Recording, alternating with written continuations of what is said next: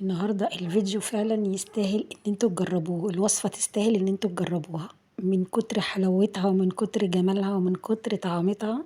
هتعملوها باستمرار، ولا تعب ولا اي حاجة، اقسم بالله ولا خدت مني اي حاجة مجهود ولا اي حاجة. وطلعت بالجمال والحلاوة اللي انتوا شايفينها دي دايبة دوبين. بصوا، مش مستحملة ان انا اقطعها. لايك بقى وشير للفيديو وتعالوا نشوف مع بعض عملنا ايه النهارده والطريقة والوصفة. بقى النهارده هنعمل اللحمة المشوية بأحلى طريقة وهتطلع مستوية وزي الزبدة.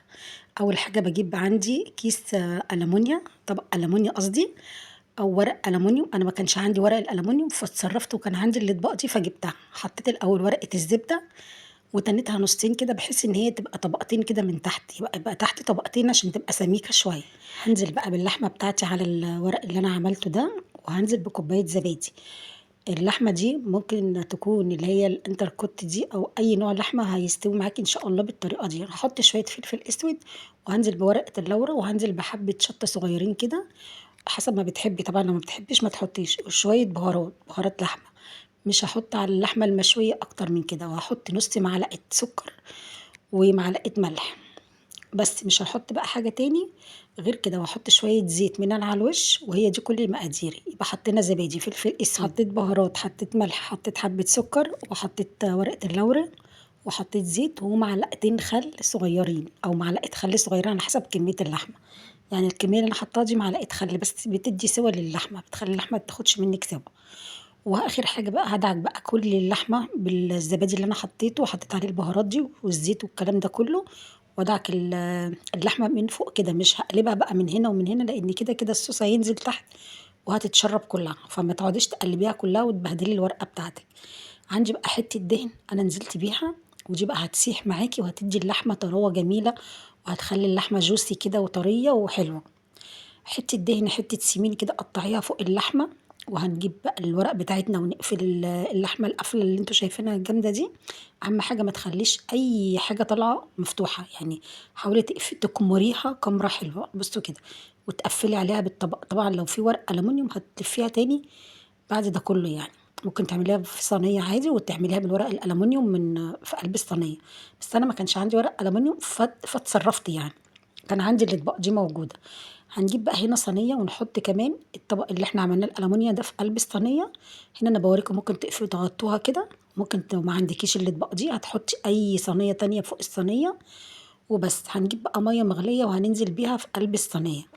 المية دي هتسويلي اللحمة بتاعتي، مش هتخلي اللحمة تنشف معايا خالص، وهتشوفوها في آخر الفيديو اللحمة عاملة ازاي.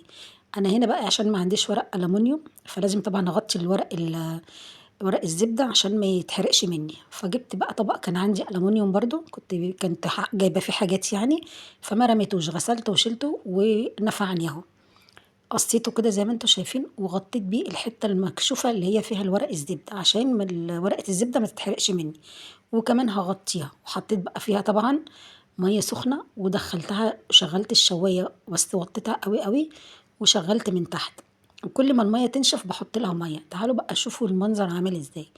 دي بقى بصوا ولا لازقة ولا محروقة ولا أي حاجة. دي الدهون اللي احنا حطيناها عاملة بصوا صوص كده، ومنزلة على اللحمة وعلى ورقة الزبدة، مخلياها شاربة كده صوص كده وجميلة. بصوا بقى المنظر، وشوفوا اللحمة دايبة ازاي وطرية ازاي، ومش عايزة اقولك يعني بتدوب في البق كده. يعني لو انت سويتيها على النار مش هتطلع بالطريقة دي، مش هتطلع جوسي كده طرية كده وفيها عصارة، مش ناشفة ولا اي حاجة. وهنشوفها دلوقتي مع بعض. بصوا وانا بقطعها قدامكم. بصوا زبدة مفكوكة من بعضها خالص، مستوية سوا أكتر ما بتسويها فوق البوتاجاز، وطعمها في منتهى الجمال. أنا بس نسيت حاجة كنت لازم أحطها. عايزة أقول لكم إن أنا كنت محضرة الحاجة دي عشان أحطها ونسيتها نهائي خالص يعني. نسيتها إن أنا أحطها في المقادير. هي بقى معلقتين عسل أسود كنت لازم أحطهم، هيدوا للحمة لون حلو قوي، وفي نفس الوقت هتخليها برضو يعني واخدة لون حلو وطرية كده. انا نسيتهم بس عايزه اقول لكم يعني. بصوا اللحمه طالعه عامله ازاي، بصوا الشوي. انت كمان هنا انا بوريكم كمان اللي تحت. انا ما رضيتش افتح الشوايه واخلي اللحمه تاخد لون.